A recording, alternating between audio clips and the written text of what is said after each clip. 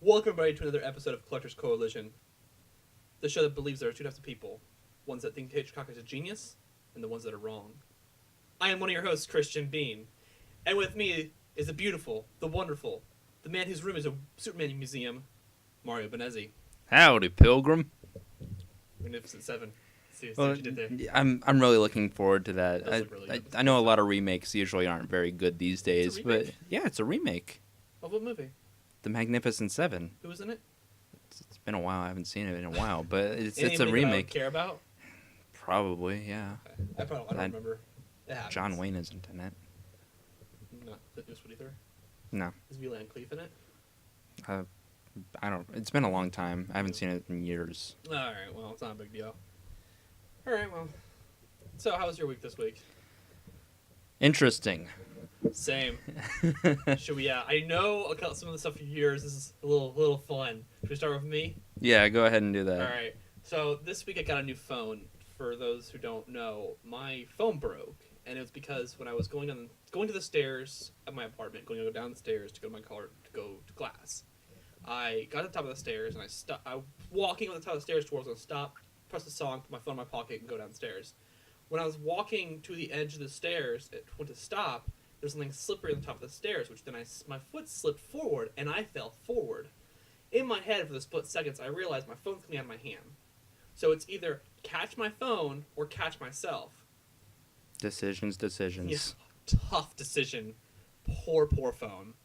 So I grab myself, my phone comes out of my hand, it hits the first step, and I'm thinking, okay, if it goes down the stairs, there'll be some cracks, but I'll be fine. The case on it's pretty good, hopefully it'll just be a few cracks. Hits the first stair, but instead of going down the stairs, it goes to the right of the stairs and straight down, completely shattering the screen. It worked for like a few hours until it just quit on me, and I'm like, crud. Darn it. Yeah, I remember that. It looked pretty gnarly, man. I was really upset. So this week, I finally got the ability to get a new phone. My mom was offering to get me one, but I really want to do it myself because, it's one of those kind of pride things. I broke it. I wanted to fix it. I want to be able to prove that I could do that. So I ended up getting the phone, buying it, getting it all set up and whatnot. But I swear to you, it took me 3 days to find a way that they would work with me to get my phone. Because originally it was I wanted to get my phone on a payment plan sent to me, not my mom. But to do that, we'd have to put me on the name of the phone bill. Doesn't really charge me any extra for having me on there, so we have me on there. That's why I get free phone service. Yay, until I'm in college, so it's kind of awesome. My mom was afraid that they would just charge her anyways, which is a fair fear. Like, it's fair. She wasn't too sure about it. I wasn't too sure about it. I was only doing it because it sounded like a good deal, and I'm like, from what I understand, there's nothing wrong with it. So they first tell me all I need to know is the zip code and the service and my phone number. They'll put it on there, and then we just go bank account information, and then it'll go from there. I'm like, okay, cool. And then I get there, like, oh no, we need all this information from your T-Mobile account to do it that way, and we need this, that, and the other. I'm like, yeah, that's not happening. So I just ended up getting all the money together and just compiling it and just buying the phone. It was more pricey, but it was all right. I didn't really care. It's a nice phone, though. It is a nice phone. I need a new case for it, which I'm hoping to get tomorrow, but we'll see. What model is it? It's the latest iPhone, right? No, God, no. No? I like headphone jacks. Oh yeah. Okay, yeah. It's the model before that. Yeah. Then what? The S7? Is that what it is? This iPhone 6s, which is fine. I got it for not that much. It was pretty fair price. Yeah, pretty fair price. Sorry about that. See, yeah, it's not that easy when you stumble over your words. Hey, shut up. Love you, buddy. Love you too, buddy. No, but Other than that, I mean, work's been interesting. School's been interesting. Nothing really new to report. I anger people in my media and politics class, which makes me happy because there's something. He's a pot stirrer. There's something beautiful about being able to go into a room and not care about the topics they're talking about, but easily frustrate everybody by the fact that I don't care. Well, you, man, I know you've had an interesting week, and I'm excited to hear again, because I heard the whole story. I get to hear it again. It's a hoot and a half. It's a hoot and a half? Okay, so I have a friend that I've known for 15 years, right? Her and I have gone to school a very long time. We met in first grade, and we parted ways when I moved to a different city in around high school. Okay. And so we talked on and off during that period, and excuse me. she ended up getting married to a guy. I didn't necessarily like the guy, but whatever, you know. Yeah. It's not really my place to pass judgment. Yeah, really at that point, you haven't been talking much anyways. We were still friends. But... Yeah. I mean, we were close to dating in high school, but it never panned out. And that is kind of important for the events that follow. Every once in a while, she would contact me, and she would tell me some horrible thing that he'd done or whatever. Mm-hmm. And it would always just be like, oh, I'm thinking about leaving him. I don't like him. You know, he's terrible to me. He's just a bad father, this and that and the other. Yeah. And I don't want to get too much in detail just because it's a thing. He's a grade A, but. That's a nice way of putting it. Yeah. That's a very nice way. That's the G-rated way of putting it. I'm PG-rated putting it for you, man. I'm not now. Support, brother. And so she would always occasionally talk to me. Now, near the end of what would be their marriage, because she sent him off to his home country to go away. The faraway land of Ireland. Yeah. She was talking to me pretty extensively. Like, we would talk, like, almost every day because she needed somebody that was going to be there for her and be a friend. Yeah. Because that's what I do. I just listen. I listen to people vent. Do. I listen to people vent. Oh, I know you do. And so he got it in his head that she was cheating on him with me. Yeah. Of course, nothing of the sort was going down. We were just talking like friends do, you know. Yeah, you've been known her for, what, 15 years now? Yeah. So, of course, like, when something's going wrong, she's going to go to her oldest friends when she trusts a lot. I can understand that completely. Yeah, even her friends weren't really there for her in her time of need, and it's like... That's sad. Yeah, so I was like the only one that actually really gave enough of a crap. From what I've heard of you tell me about her, she seems like a cool person. Yeah, she is. She's like someone I'd really like to hang out with, but yeah, I don't get it. She's really cool. And so, but he got it in his head that she was cheating on him with me. And he started pretending to be her. Now, this is the beginning of this. This is just the beginning. Now, he logs into her Facebook because he's got all of her account information, like, for her emails and Snapchat and Facebook and whatnot. Let this be a lesson to you. I want to tell you all in advance. And I'm going to care how long you've been dating somebody. There's this level of privacy in a relationship. As somebody who's been in a relationship for almost 2 years now, who loves the person he's lived with a lot, there's a few things that she won't have. She won't have my Facebook information, how to get on my Facebook, or any social media links. Not because I don't trust her, because there's a level of privacy and a little level of personalness to it. You know, every so often we all need to go to our own places. You know, social media is that kind of spot where we have our own place. You never give your information out to the person you care about because you never know if you'll be with them forever. And it is your spot. It's somewhere you can post things, somewhere you can talk. In some cases where you can vent. So, this is a life lesson to those. Well, to kind of chime in on that, I wouldn't say it's not really a thing about me trusting the other person. It'd be more about the other person trusting me not to do something stupid. Yeah, I mean... That's the kind of trust that it should be about. You have to understand that there's just a little personal, like, I can't have this information because it's not mine. It's yours, and it's yours to have. There's no relationship ever to where it's a good idea. Like, if having a social media is hindering your relationship because they don't have the information, then either get rid of it or get rid of them. That's just the thing. This is a cautionary tale, but a funny one. Continue. Collectors Coalition, a place that gives you unexpected romantic advice. From very unromantic people. But he had hacked into her Facebook account and pretended to be her. And he was trying to draw information out of me saying something incriminating about her and I doing things that were apparently cheating or whatever. He got nothing. Like talking, communicating, being friends. Yeah. He got nothing, but it kind of bothered me. And now I didn't know at the time that it was him. And I had blocked and unfriended her on Facebook and then blocked him so he didn't try to contact me. And it wasn't until at least 4 weeks later that her mom and her cousin had sent me messages saying, hey, it was him, not her.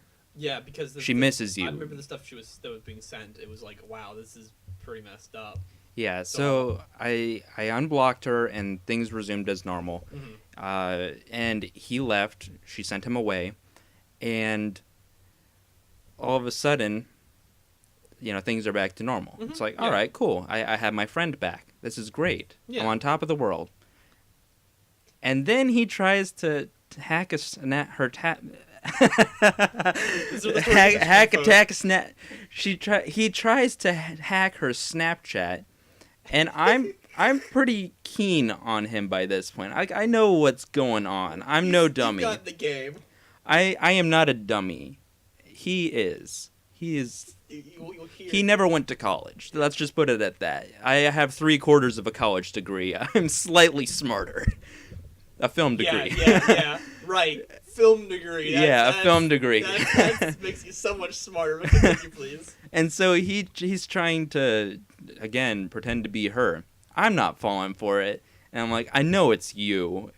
You're not fooling me. He was saying, it was very obvious. It was very reminiscent to what he was saying prior. So it's just like, dude, if you're gonna do this, change your tone at least. At least try something different. Don't use emoticons because I know how my friend texts.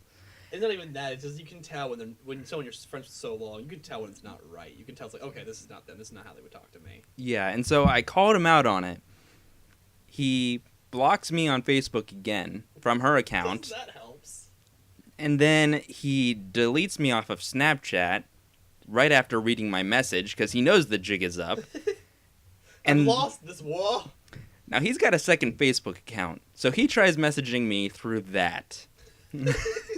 And he says something like, "Hey, I'm mad at you. All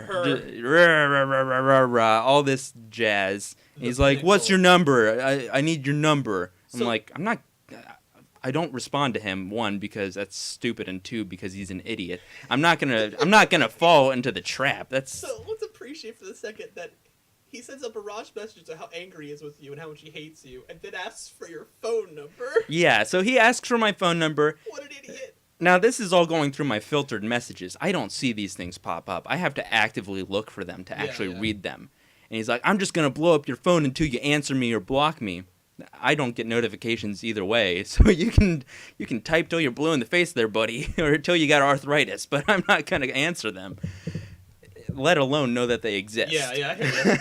So some time passes, and her and I are actually talking. We talk on the phone or whatever, and then some more time passes. At least a month, a solid month of time, and she's busy doing stuff. She's going to school. She's being a mom. She's got a pretty busy life. For about a month for a doctor, it's like a few minutes when he jumps in TARDIS comes out.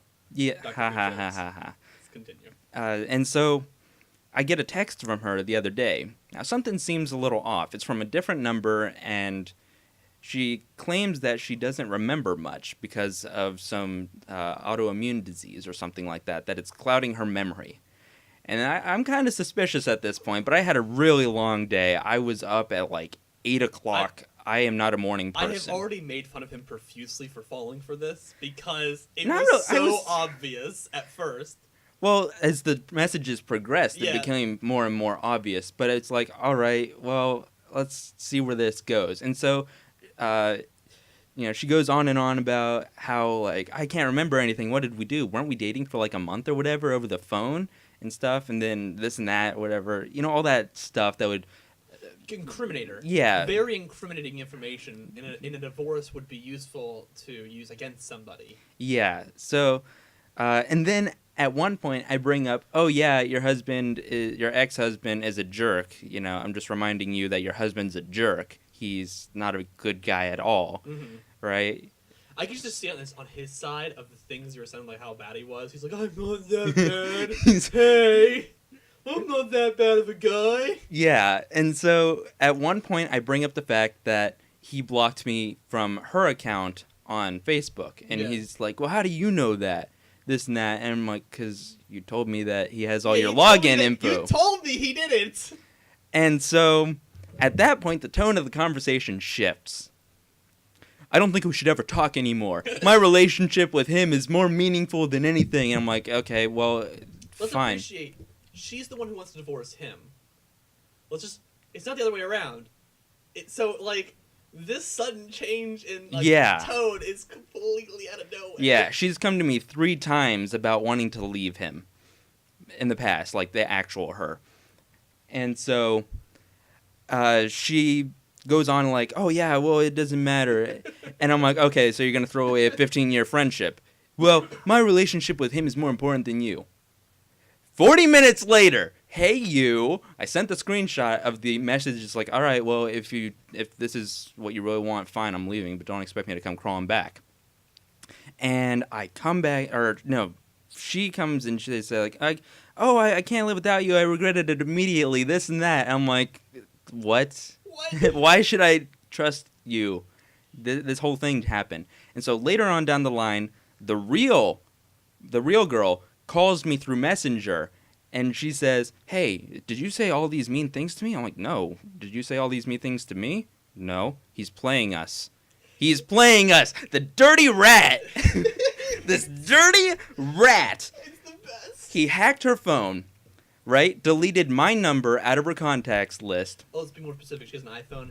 She has a fine She has iPhone. information on iTunes, so he was able to go in and like mess with Yeah. her phone. Yeah. So he did that and then used an app. A cautionary tale. Again, yes. He used an app, created 2 different numbers, and started playing us. So he was taking information that I would give, like, oh, how do I know it's you? Give me something like a piece of information that only you would know about us, or like our friendship. And so I would give that, and he would relay that to her when she would ask a question like, oh, is this really you? Give me a piece of information. And we figure it out. And we're just like, let's mess with this guy. Let's mess with him hardcore. Right? And so I'm like, I know it's you. You're playing both sides, and you're not as smart as you think you are. We figured it out. Your ex-wife are actually talking right now, Yeah. laughing at you for being this stupid. We figured it out, and he said one word response, and I can't say it on the air, but it's not a very nice word. It is not a very nice word. That's the only thing he could muster, right? And so I was pretty upset about this, right? As you can rightly understand, this is a big breach of You're trust. upset. I found it hilarious. And then I started thinking about it. He went through this entire scheme, this entire plot, this really intricate, nuanced, deviant kind of system of things that had to go right in order for him to get things that he wanted done. It's like a bad Shyamalan movie. It is. And he went through all these he jumped through so many hoops to get this done. Yeah. He came out with nothing. He tried to find incriminating evidence where there was none. Yeah, because there's nothing incriminating between you. You two are just friends, been talking for years, and have really good, close relationships. He thought he could pin something on me. He spent so much time trying to find something against her, and it's beautiful. And it's beautiful how little he came out. Not only did he come out with little, because he let me read all the messages and I got all the whole information. He didn't come out with little. He came out with knowing that actually she was incredibly loyal to him the whole time, and really, there's nothing there, nothing at all that could blame her. Nothing. It's beautiful. Even the times that when he first started doing this, pretending to be her garbage, I still gave the same answers I gave 3 months ago, and so it's like, you're an idiot. Yeah, he tried this 3 times. It didn't He's work not a either smart time. man. Oh man, it's been a fun week for the two of us, just laughing, getting over some stupid stuff. But in the news, it's been a pretty interesting week. Yeah. The 68th Emmy Awards took place on September 18th. It's the lowest ratings for the Emmys since it went on ABC, which isn't really surprising because really the Emmys. Nobody really cares about the Emmys. Because they're not. Toward the Oscars, at least the movies that are showing are kind of the best movies and do deserve some of the credit they're getting. Not always the awards they're getting right. The Emmys are just kind of a joke. I just don't care about them. Just like the Oscars, really. The only 2 things that I see on this list that really deserve to be there are Rami Malek for Mr. Robot is Outstanding Lead Actor award, and he deserves it. He totally deserves it. Mr. Robot's a great show. I mean, it's a great show. I just finished the first season, but to start the second season, I'm hooked. It's one of my favorite television shows right now. I really love it. I don't really think Game of Thrones was about the most outstanding drama series this year. I think there's probably a better one. I can sit here all day. I like Game of Thrones. I think it's getting a little more credit than it deserves. It's a little convoluted at times. Just a personal opinion. But I do see why everyone likes it. I like it. I just don't think it's that amazing, that perfect. I can't really say anything about Outstanding Animated Program for Archer season. Archer doesn't deserve it. I haven't caught up to season 7 yet. Deserves it, dude. Oh, yes, definitely, but I haven't caught up to Archer yet. I'm not at season 7 yet. Archer's funny. Archer's hilarious, but there are, honestly, the last season of South Park deserved it. Last season of South Park was perfect. I would honestly give it to BoJack.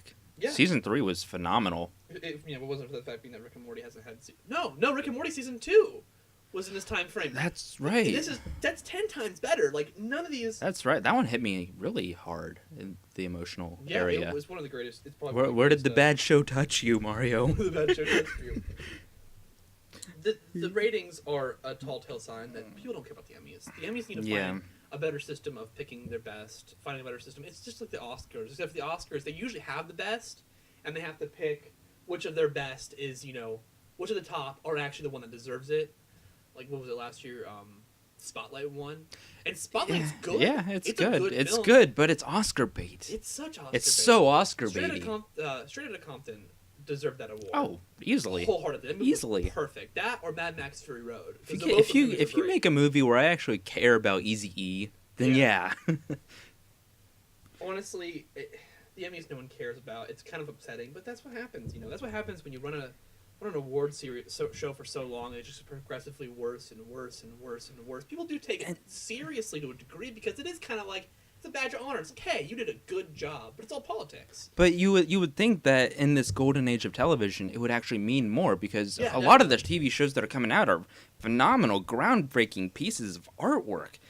And we just don't care anymore. And I think it's just the award thing. I don't care about awards. A lot of people don't because they're looking for certain things. It's all for the entertainment and like political factor and like, oh, look how great we are. But really, that doesn't deserve it.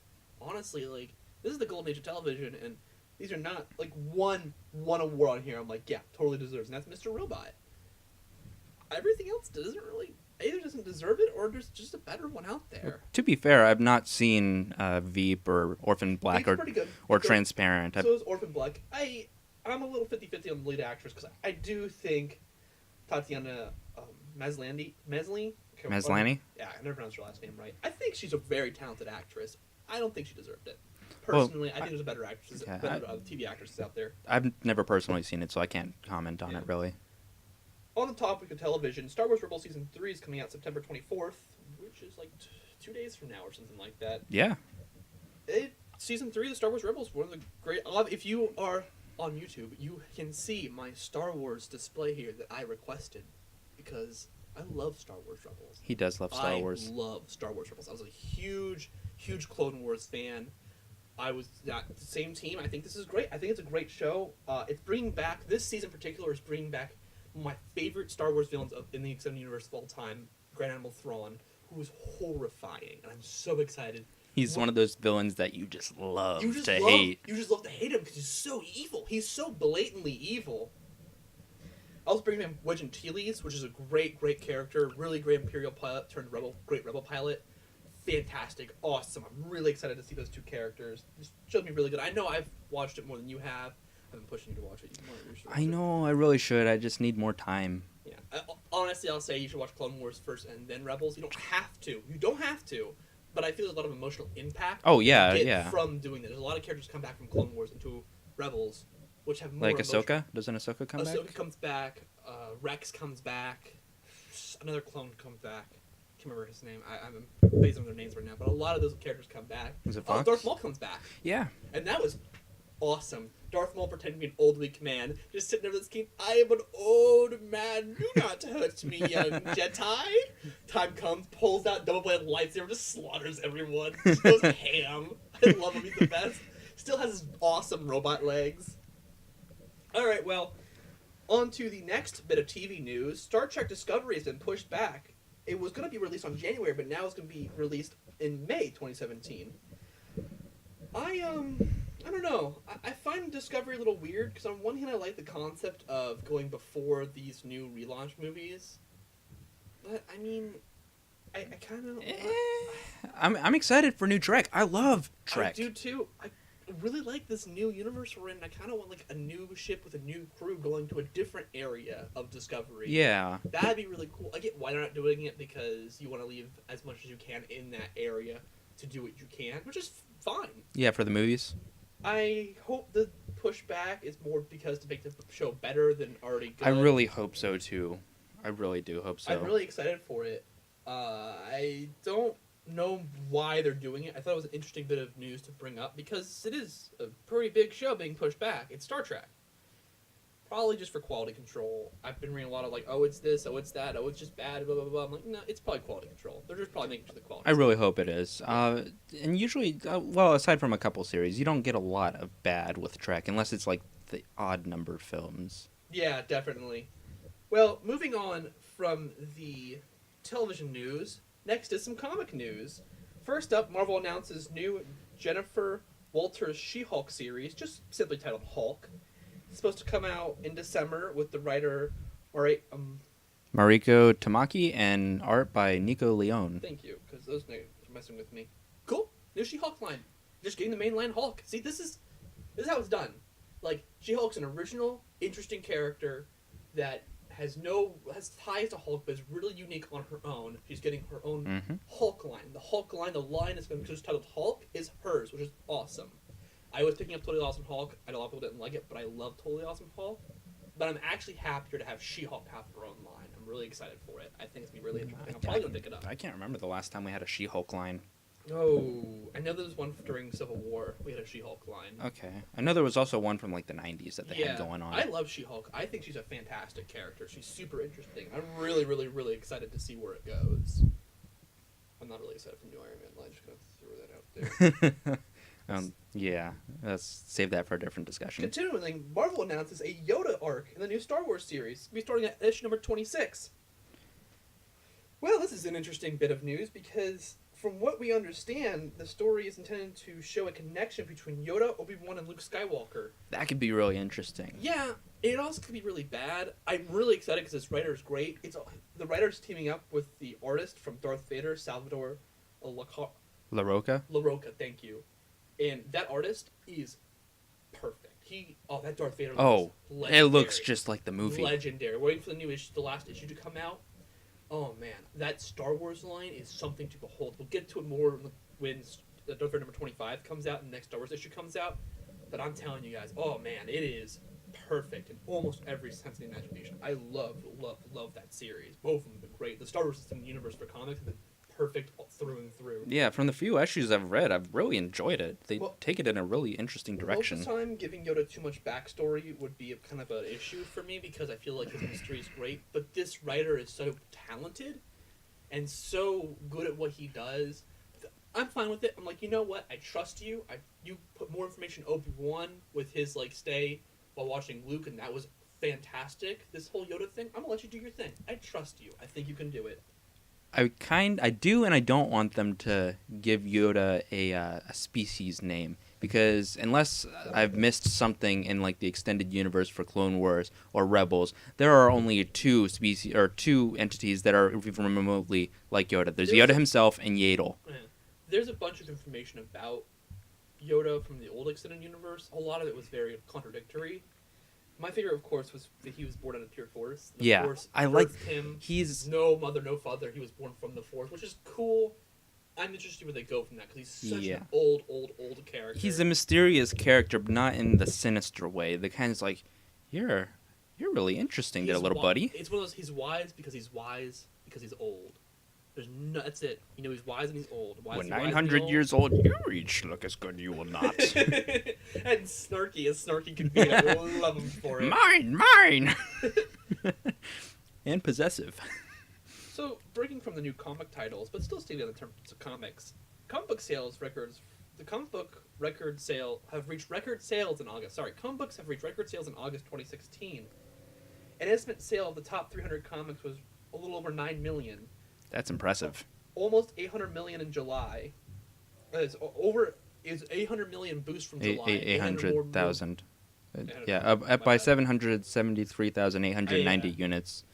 And for August of last year, it's up by almost 3 million. Up by almost 3 million. That's intense. DC had 49.46% of the top 300s, and Marvel had, was it 34%? 34.33%. The rest, of course, the rest is going to be third party. Yeah. It's impressive. I mean, on one hand, the sales alone for both sides is really cool. But on the other hand, I mean, most of it's DC, which I'm shocked. I think the market's really speaking there. It's saying what DC's doing, people like. People like this. It's selling. It's selling. It's something that they needed to start paying attention to a long time ago because they're so focused on the numbers and the sales figures, but they don't actually focus on what sells. They're just like, all right, well, let's just meet this quota for this month. They're doing it month to month, but then they see, oh, we actually have characters that people like, so let's do it the way that people like. What? We're selling crazy. We're in the top 300. A lot of the stuff has been changed. There's a lot of new outfits, a lot of new character arcs, a lot of new story stuff. There's new things, but it keeps the base of these characters, what we like about them. DC found the fine line of, we don't mind change, but we mind ridiculous change. Yes. Things that completely alter characters and the integrity of them. Yeah, it's great because it's a huge kick in the teeth for Marvel. A huge kick in the teeth for them. And I hope they learn that the problem they're having is that they're just so obsessed by making their comics more and more diverse, which is fine. But we don't like the fact being that the characters you're introducing for diversity are just carbon copies of the other characters. Miles Morales is the perfect example of a great way to bring in a new character with the same name. He's completely original, very interesting. The new Miss Marvel, another great example of someone who's completely original and interesting, but is Islamic, and it introduces that. And these characters aren't just, oh, my biggest problem with Iron Man Land talked a lot about. I have an issue, not with them bringing back an African American woman to be Iron Man. I think that's cool. My problem comes down to is that she is quite literally the characterization of Tony Stark. She's just Tony Stark, but younger, and a woman. I'm like, that's fine, but there's nothing original about her. Well, we have more thoughts on that. We'll actually have a long discussion and maybe like another episode. Yeah, and there'll be more discussion about it. Because it's more than just this. It's a whole big thing. It's a big topic. I wanted to point out that Marvel needs to learn that introducing new characters is great. We want that. We want new characters. We don't want the old characters to have to suffer because of the new ones. You cannot have the old characters anymore. You can start pushing them out to bring these new characters, but you have to make them original and interesting. DC decided not to do that. They tried to take the characters that were new, have them be supporting characters to this main cast, but they do make changes to the main cast that are interesting, but at least the characters are the same. On this same topic, the top-selling comic for DC that month was Harley Quinn #1, God only knows why. The best-selling Marvel comic was Spider-Man #16, God only knows why. I thought it was pretty interesting because it kind of is a tell. You know why Harley Quinn did so well? Suicide Squad? No, it's because it's Harley Quinn. Because she is probably one of DC's most popular characters right now. One of the most popular characters right now. You have to accept it. Yeah, I'll give you that. I just don't like the way they write her. Yeah, neither do I. I don't think the way they write her is very good. I like the line, the newest. I will discuss the newest issue when it gets to it. But I just don't feel it's that great. But then again, it is because popularity. We now know the most popular DC character right now. The most popular Marvel character right now is Spider-Man. Because he's probably the most consistent right now. I dropped the Amazing Spider-Man line. It wasn't good. I didn't. You're still picking up Spidey though, aren't you? Yeah, I'm still picking up Spidey. Spidey's great. But I dropped the Amazing Spider-Man line because it wasn't that good, and it was an interesting concept because Peter has now had some success behind him. So my problem with Spider-Man's always been it's constantly him losing. But the thing is, to make that interesting, he has to win a few times. And now he's won a lot. Now we can start him losing again, and it be interesting and actually feel connected to what he's losing. On this, DC took 17 spots in the top 20. Marvel only took 2, with Walking Dead being a number 13. This is pretty big for DC because top 17 spots is a lot. It's usually about 50-50. Yeah, usually. With Walking Dead or something, or Hellboy being in there at some point. Hellboy hasn't had a line in a long time. Just put that in there. But the fact being that DC killed them with it, it just says just how good DC Comics are right now. I know some of them include Batman, Superman, Green Lantern. Like, these are the headliners, which are great. I'm very impressed with DC. I really hope Marvel starts to learn that what they're doing doesn't necessarily work. It's not that their intentions are bad. Like, I'm all for it, what they're doing.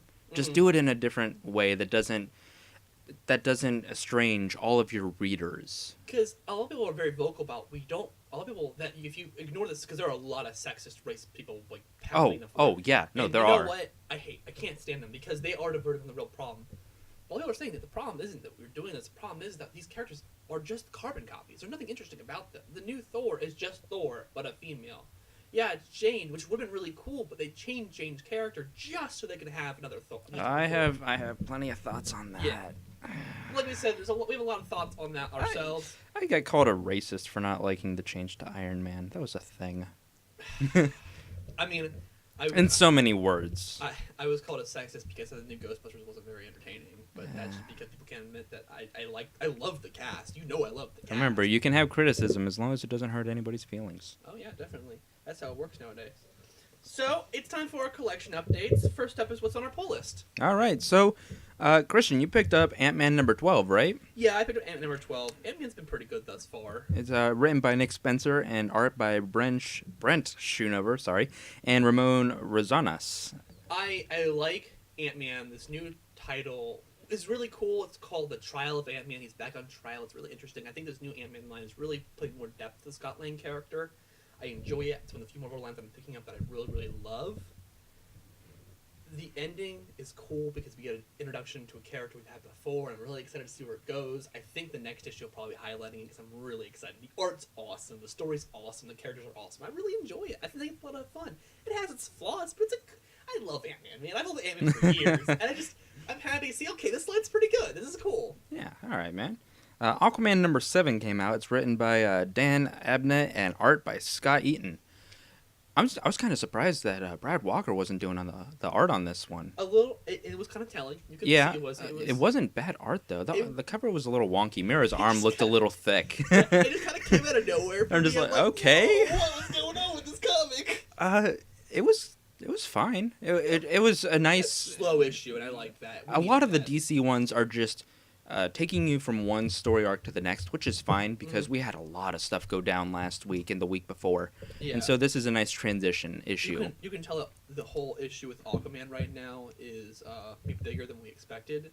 They took an issue to really build the next part of it. Yes. There's a lot of really cute relationship stuff. There's a lot of cute intrigue. We got a lot of information about Atlantis' politics and how they work in general, which was cool. I was really into it, man. Yeah. I was like, this is awesome.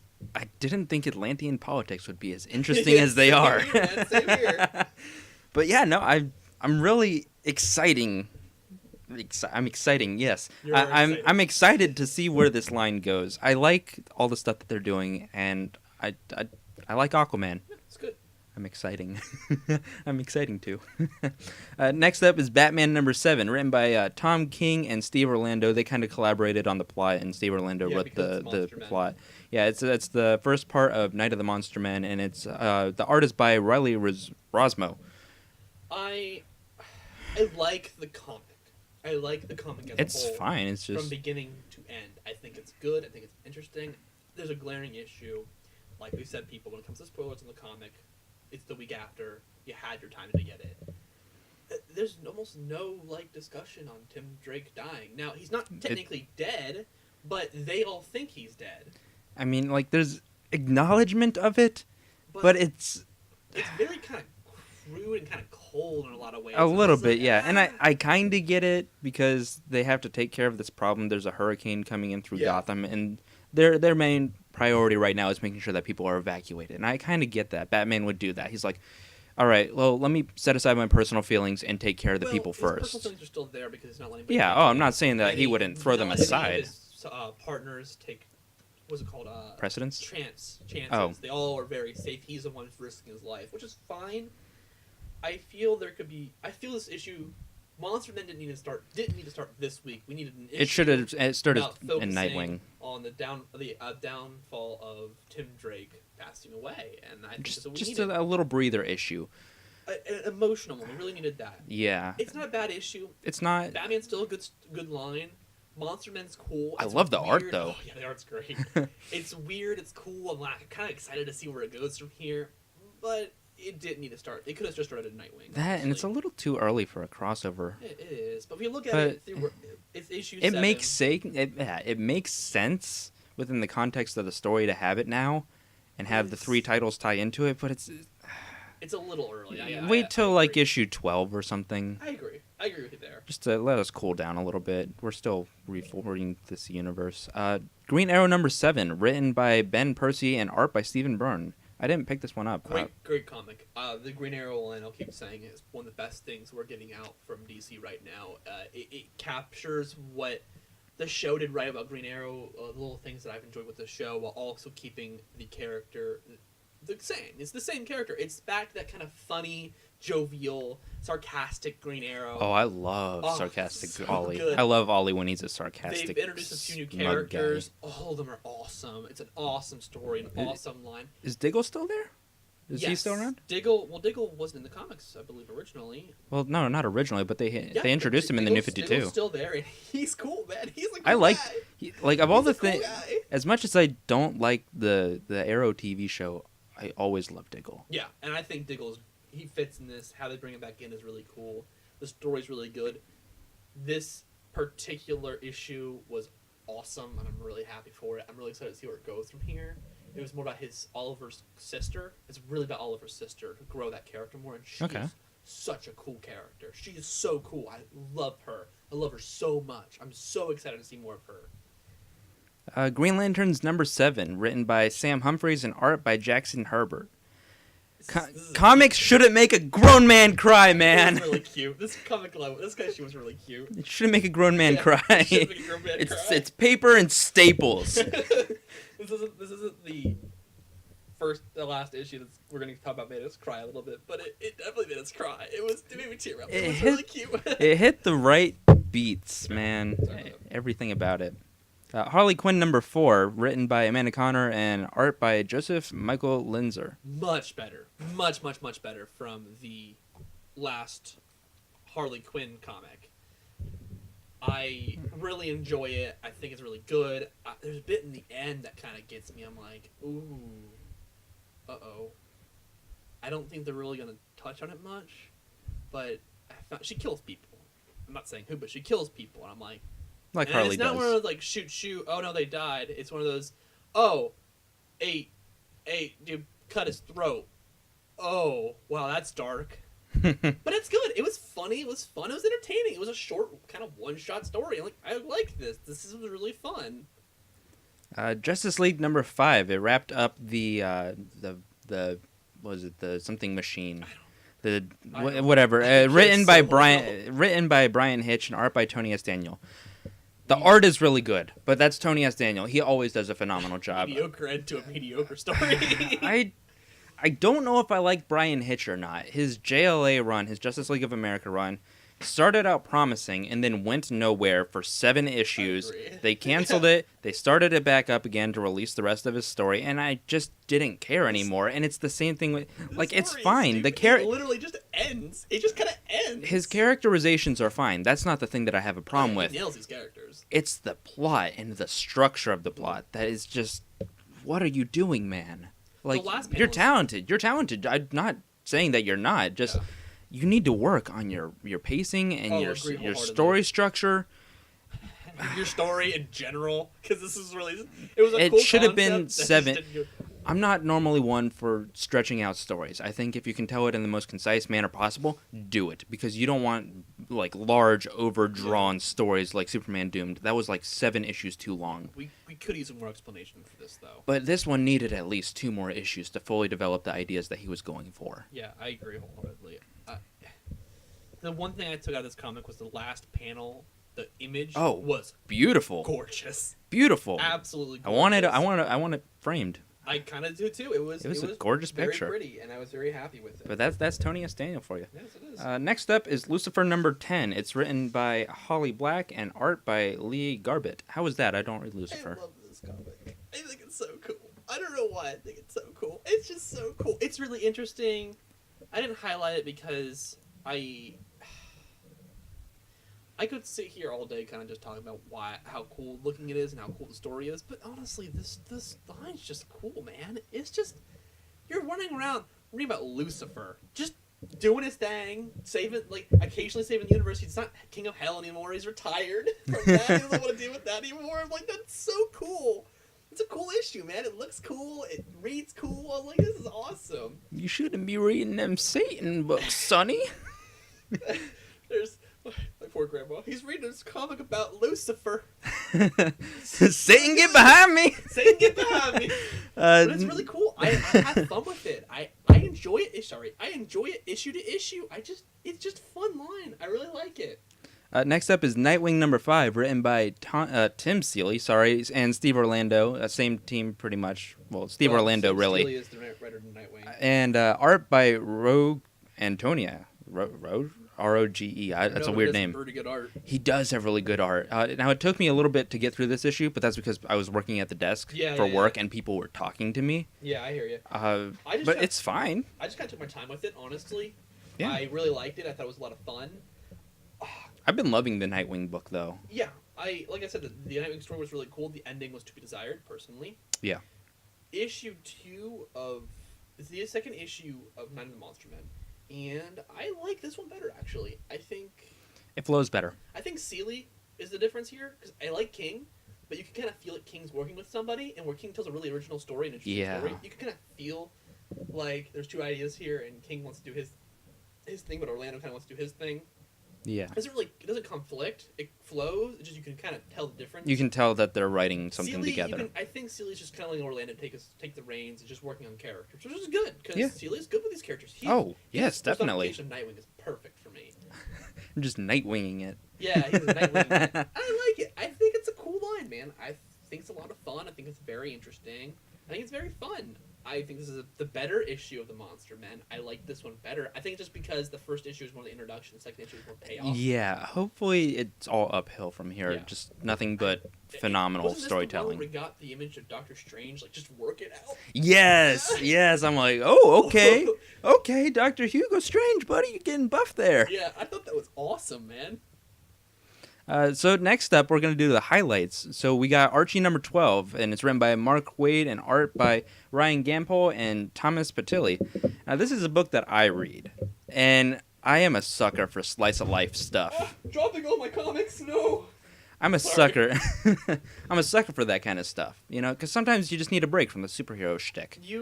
This recent line issue, you were talking it up so much that I'm like, I might just borrow your Archie comics and read it myself and start picking up the line, because honestly, it sounds cool. I like Archie as a kid.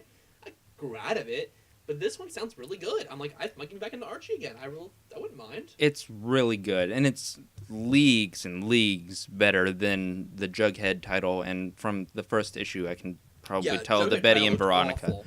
Because it's got Chip Zdarsky or something on it writing, Squirrel Girl, and it's got the artist from Squirrel Girl, and I Girl. can't stand the art on Squirrel Girl. It's awful. I hate it terrible. with a burning passion. But then again, I just hate Squirrel Girl as a character. I think she's really boring. But this comic is awesome. It's cool.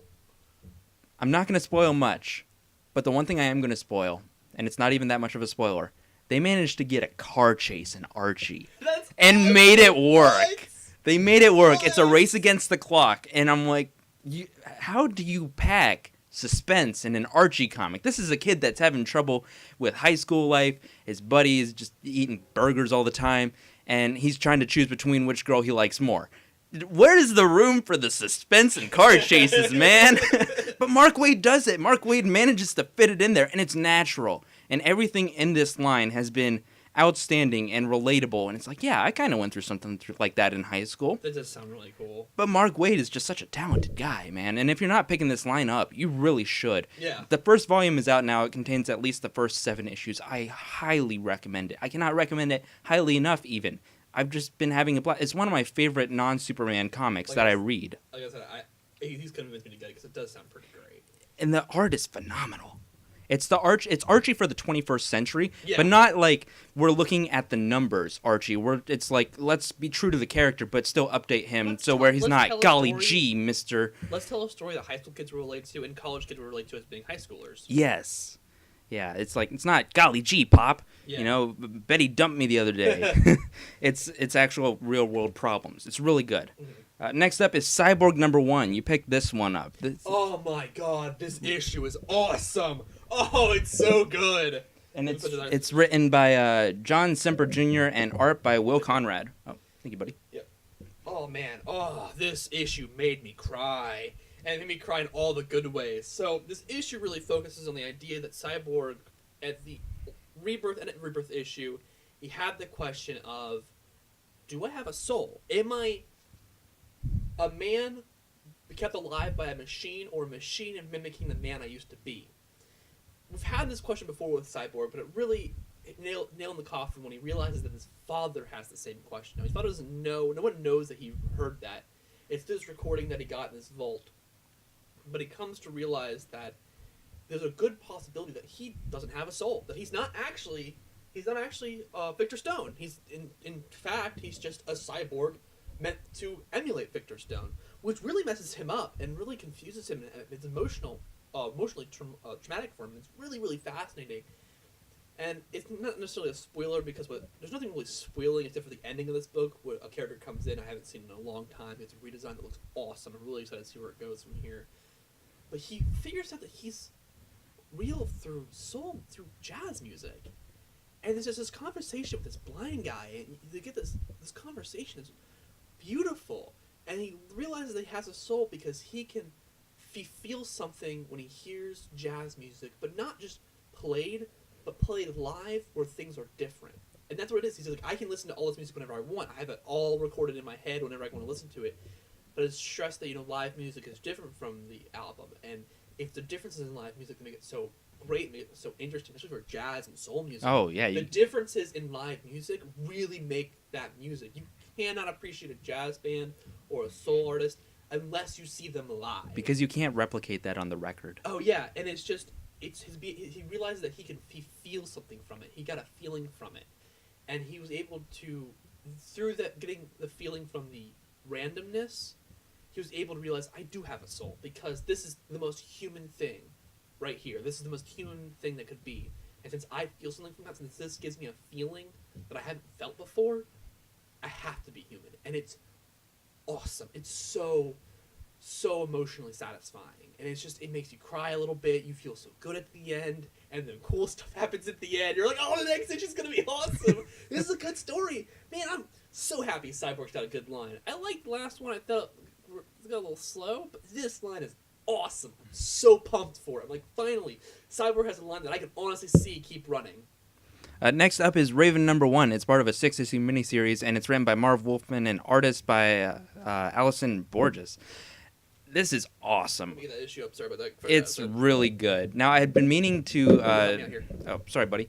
I've been meaning to tell Marv that the book was really good. I'm friends with him on Facebook, and he's been asking for feedback on the book, and it's so good. If I have one criticism to him, is that this book is not supposed to tie into the Rebirth universe. Well, it totally does. Well, it's been very unclear because we've heard from DC, oh yeah, no, it's its own thing, it's set in its own timeline. But and then it references Tim being dead. Yeah, and it references the Titans being broken up. Yeah, and then I had heard somewhere else that it takes place between the last issue of New 52 Teen Titans and the first issue of something else, it takes place after that last issue. Time period between Titans and the New Titans. Yeah, I think that's what it might have been. Because, dude, this comic's great. It's good. It's really good. I hope this spawns a Raven standalone title. When I first heard about this, I thought we were getting a Raven standalone title. I'm like, oh, awesome! But then we didn't. It's a 6-part story, but it's fine. That's fine for me. I love this character. And this comic is awesome. It hits every string I want. Like, this is cool, this is interesting, this is fun. Let's do it. Let's do this, guys. My favorite was the kid is like, hey, my name's Dude. Yeah, that's my real name. Parents were hippies. I'm like, you're my favorite. You acknowledge your parents were weird in the 60s. But what I like really cool about it, it's Raven in high school, but it doesn't read like a high school rom-com. It's not somebody trying to actually make it really difficult because she's an empath. Yeah. And the emotions that she feels people feel around her affect her and people around. Like, when she feels something strong enough, people around her feel it. People around her have different emotions, it affects her.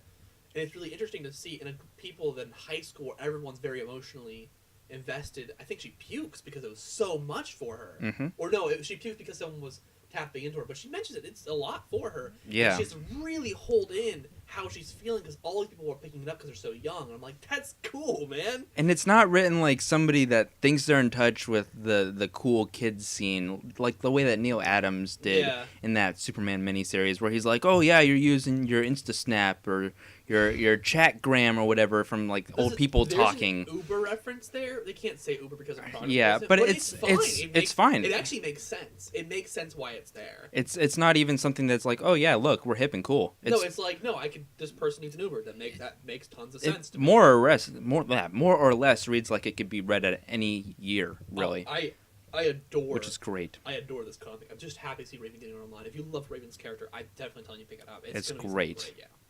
Look at that art, man. That's beautiful. Yeah. For those of you listening on audio, there is just Raven holding this kind of book that says Sins of the Father, and it's just very, very pretty. It's got these really cool blues to it and a little white on it.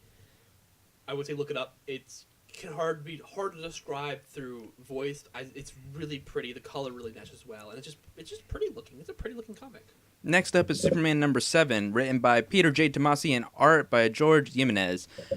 Oh my God, this was a great issue. It's a nice little breather issue cute, from man. the whole. It's so cute. It's a nice breather issue from the Eradicator story, and it's got a lot of great father-son moments. Oh yeah, I completely agree.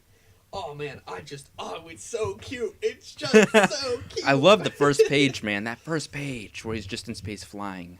I'm like, there's parts of this issue where I'm just laughing, and I'm laughing so hard tears are coming out. I'm laughing because they feel like an actual family. I'm having fun. It's a fun issue. They feel like an actual family, and that's what I dig about this. I was so into this the whole time, beginning to end. Like, even Batman Superman's helping with people, goes to help out Batman with people. He's like, I didn't call for you. Or I'm just like, everyone said thank you, but you had to be the don't you? You had to be the guy to be a jerk about it. There's not really a lot to this issue, but it doesn't need to be anything more than it is. It knows what it is, and it does it well. I really want to highlight it because this is a good example that you can have a single issue where nothing happens. Nothing happens. It just builds character, and it's good. It's fun. It's funny. You don't need to be story arc to story arc to story arc. You can just have a breather issue, chill issue, and that's what's needed between story arc to story. That's what I've missed. I've missed just the breather issues. I missed the breather issues as well. I hope Batman gets one soon. But meaningful breather issues. Yeah, we need it. Next up is Trinity number 1. This is a book I've been looking forward to for a very long time. The second they announced it, me and you were just like, oh finally. Yes. Written and drawn by Francis Manapul. I liked it a lot. The only thing that I had a criticism about is that the art is very different. Not in the bad way, but in that, It was a little weird, yeah. Like, but not I've never bad weird. Seen it like this. It's not bad. I'm not getting used to this. I'm going to adjust to the style. It's not really plain. It's like, it might throw you off at first. These characters being drawn a little differently. Not like horribly differently, but just a little differently. It might throw you off a bit. Other than that, this is a great issue. Yeah, I'm looking forward to seeing where it goes. We're bringing it up because it's the first train line in a long time. We haven't had one since what? The 52 miniseries, maxi series, the one that was 52 weeks. A long-running one since the early 2000s. Well, that was the one that I was talking about. The one where it was just like weekly or something. 52? Well, it was around the time of 52, just like before. Before the new 52. Yeah, before the new 52, but they had the miniseries or the weekly series called 52. Oh, okay. I thought it was. It was around that time. The John Blessed Batman. He should have been dead. He should have been dead. He should have been dead. Batman should totally be dead. There's no way around. Fried bat. That's what they're having for dinner. Attacking him was a complete accident because of his inability to control his powers. Yeah, Bruce and Diana come over for dinner. It's Bruce and Diana come over for dinner. It's a cool dinner party, and it's a great issue. Mom, what's for dinner? Bat. Fried bat. We'll bring it up. It's a lot of fun. Next issue will probably be a little more intrigue to it. A little more story driven. Yeah. All right. Well, next up is all the other bits of our collection. Yeah. So I had a pretty big week for collection stuff. But I'm waiting. Whoa. Okay. Well, for starters, we got some cool mugs. Well. Yes. Yeah. They're Batman Superman mugs. Almost come straight from the comics. He bought me a mug. I really appreciate it because it's my new favorite mug. It's Batman in my favorite suit. It's the blue cowl with the gray suit with the blue gloves, blue pants, and blue shoes, yellow belt, and the yellow symbol. It looks awesome. Just a bunch of different snippets from the comics, little comic parts in it. Some really famous ones like Joker and Batman on the phone with one of his first appearance, and it's just super cool. I really like it. And then I got a Superman mug. It doesn't have any actual specific pieces of comic book, but it does have a lot of Jose Luis Garcia Lopez art, praise be his name. and it's awesome. It's exactly what I wanted, and I've never used a Superman mug. They usually always just stay on my shelf because I'm weird like that. Mm-hmm. But I've actually used this one. I'm actually using it now, Yeah. Well, and it's awesome. I'm so happy to finally use a mug that I purchased instead of just having it sit and collect dust. I was a little surprised that you actually bought the mug and started using the mug. I mean, you showed me the mug. I'm like, oh, so I'll be using mine. You'll be using just a random one. I was like, no, we're both using. Cool. Yeah. Next up, I went to the dollar store and I found something that I've been looking for quite a while. I've seen a lot of people in Superman collector groups post it, and it is a picture frame from Batman v Superman. That's cool. It's a magnetic one. That's cool. It's shiny and it's got artist renditions of Clark and Bruce, and it's pretty cool. Not bad for $1. I saw it and I'm like, all right, well I'll buy that for $1. I buy that for $1. Next up, I got. Well, it's from the Batman v Superman Hot Wheels line. It's from the issues that have. Wow, what I'm saying. It's from the line that had 7 cars in it, and for the longest time I could never find these. Yeah. And when I could find them, they would only have the Wonder Woman ones. Yeah. Because Batman and Superman are popular, and people apparently don't like Wonder Woman as much as they should, and it's a shame. Upsetting. But I finally managed to find one of the Superman ones, and I snagged him as soon as I saw him. So he came home with me. It's pretty awesome. Good on you, buddy. Good on you. Next, I went to Kmart, and there's a little bit of a funny story to this. Not like a very long story, just a small one. Funny? Kind of. Or, ooh, my stomach funny. Depending on how much you love Halloween. I gotta poop funny. Depending on how much you love Halloween. So, as you know, Halloween's coming up. For the greatest holiday of mankind ever invented. For some really weird reason, they decide to put Christmas stuff out this time too. That is blasphemy. It is. You put up Christmas stuff after Halloween, about a little over a week before Thanksgiving. It's cool. Thanksgiving's a cool holiday and all, but I can see why there's no Thanksgiving ornaments.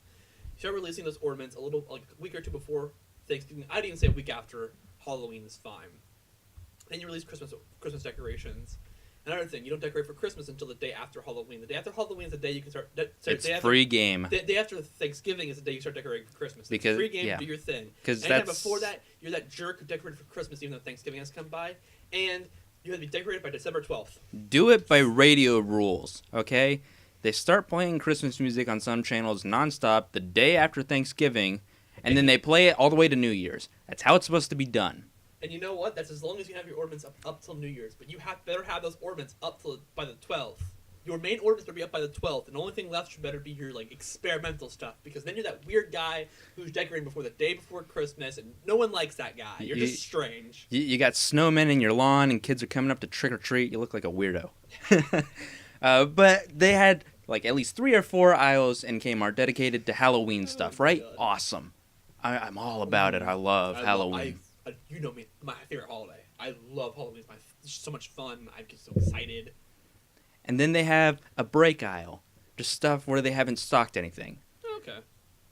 The next 2 aisles, Christmas. Why? Christmas. Why are you doing this to me? And I thought to myself. What store is this? Kmart. Someone grab the matches, grab the oil. It's time to burn ourselves at Kmart. I like Kmart. But I thought to myself, man, isn't that a case of holiday whiplash? Seriously, though. But I, out of curiosity, I started to peruse the Christmas aisle, and it's already there. You might as well. Yeah, and I found this pretty cool Batman v Superman ornament, like the little $7.99 ones, not the actual big, nice $20 Hallmark really ones. Cool Hallmark ones that I kind of want myself. That I like this one though. It's smaller. It's just Superman. It actually kind of does look like Henry. Yeah, a little bit. They only had 2. Okay. You can't capture the beauty that is Henry Cavill. That man is gorgeous. I want to touch him. Just touch his ab. I want to give him a hug. Yeah, that too. Hugs all around. But yeah, no, they had a box. They usually put these things in a box, and you just put them out on the shelves, a display box. Yeah. They had 4 Batmen and 2 Supermen. That's some garbage, man. You could have easily had it 3 of each. Talking about Batman is a better character. Oh, those are fighting woods. As in fighting woods. Next up, I have been in a David Bowie mood the past month. I've really been missing the man, Yeah. And I went to Barnes & Noble, Especially and the closer it gets to Halloween, you start like, it's just such a showman. And I really do miss him. Same. But I thought I had this album in my collection, and I didn't. So I stopped by my local Barnes & Noble and picked up David Bowie's Heroes. Yeah, Great album. Great album. Let me see real fast. Fantastic piece of art. If you haven't seen David Bowie's Heroes, it's just got this kind of cool image of, it looks like him messing with his hair, almost. It's just black and white. It's really cool. David Bowie's a gorgeous man, so of course it's really cute looking. From his 10 tracks, the first one is Beauty and the Beast. Great song. Second track is Joe the Lion. Great track. Third is Heroes. Phenomenal. Yeah. Perfect. That's pretty much become his signature song. Yeah, it's a beautiful song. Sons of the Silent Age is next one. Then it's Blackout. Then it's V2. Sean, how do you pronounce that? Schneider. Schneider. Oh, I'm sorry. I have glasses. What can I do? It's like the glare. Y'all know. You understand what I have glasses. Sense of Doubt. Another one was 7. Moss Garden is 8. What? Why is him in this weird film? What is that? I've always had trouble with that one. It's 9. It's 9 from Heroes, and every time I look at it, I'm like, this is the weirdest name to a song I've ever seen. I couldn't tell you. And man. I've always like, I can never pronounce it. There's like no right way of pronouncing Well, it. it was part of his Berlin period. That's true.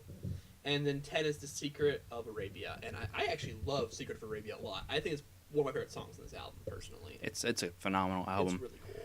And then, because I spend so much money on comic books, the next thing I bought was David Bowie's final album, which is his swan song, Black Star. Now, I hadn't listened to it in its entirety. It's a white album with a black star on the cover.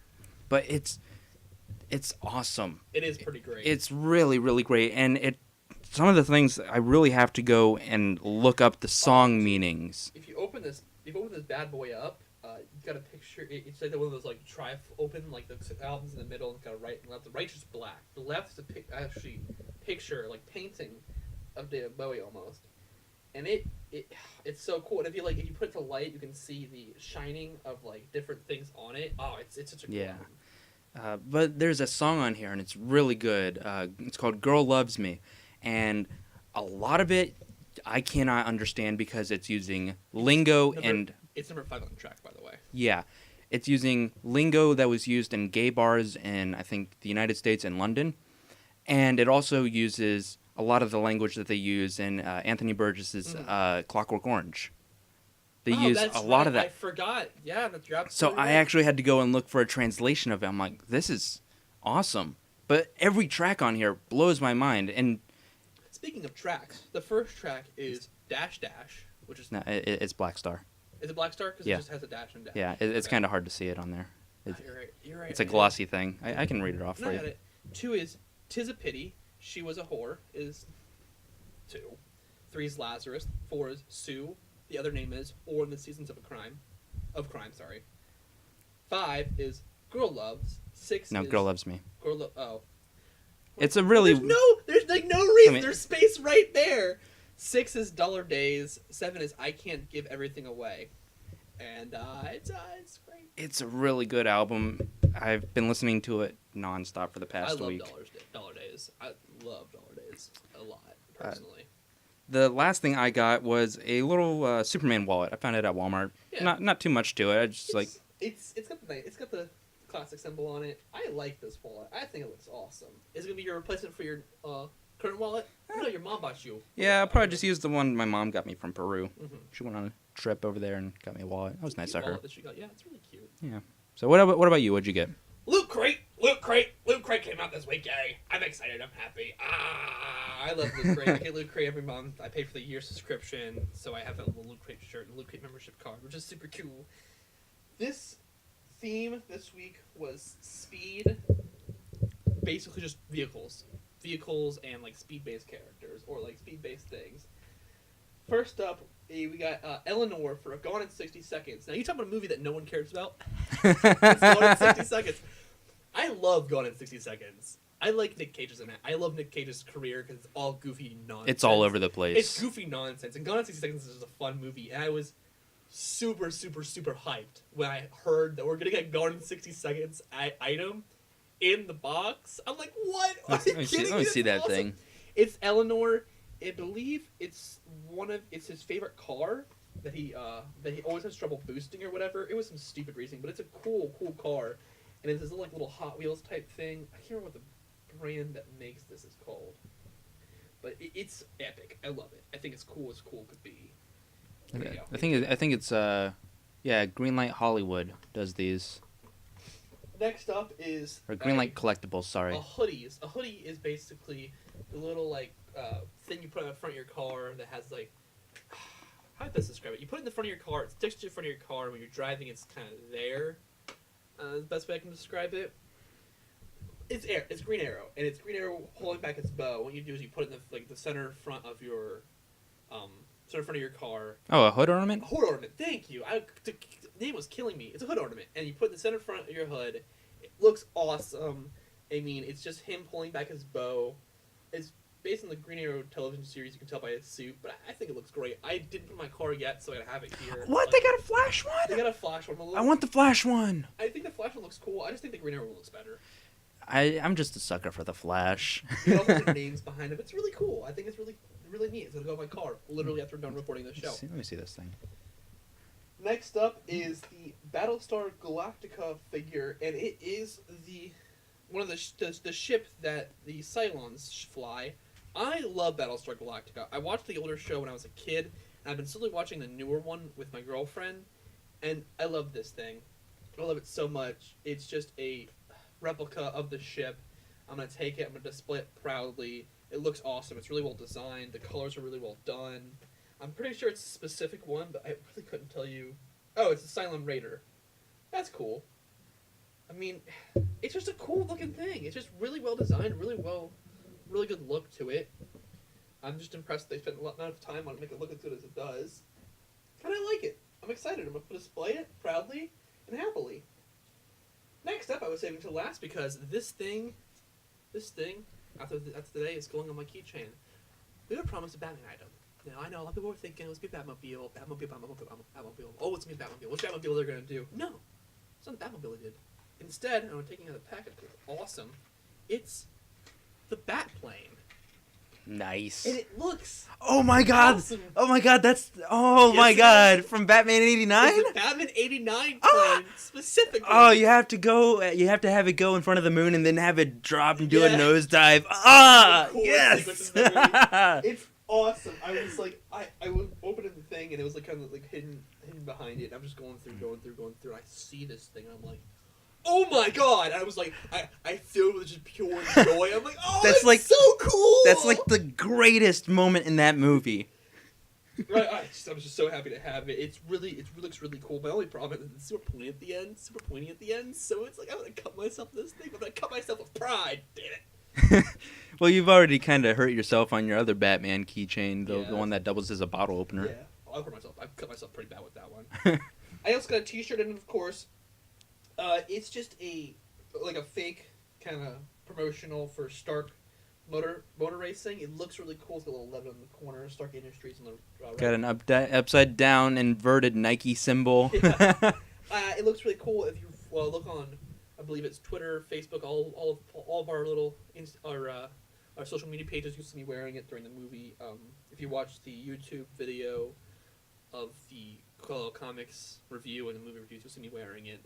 I love it. I think it looks awesome. I think it looks super cool. That's just an inverted symbol then. Yeah. It's very not upside down. Very comfortable. It's very comfortable. It's very soft. I really like that. I'm pretty happy about it. I'm actually wearing one of mine from one of my boxes, the DC TV one. Yeah, the Arrow, that's cool. Yeah.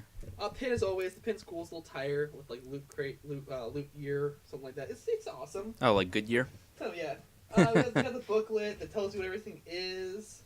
It's cool. It tells you what other bins you pay for the more expensive bins. I didn't, because that's just not my thing. The box, I haven't put together the box yet simply because I didn't want to. I wanted to wait. Looks like it's going to be a car. Yeah, it's going to be a car. I don't know what a car is, though. I'll probably display it somewhere, because I like this stuff. It's pretty cool. At first, I saw green and two things sticking out of the side, and for a second I thought, is that Shrek?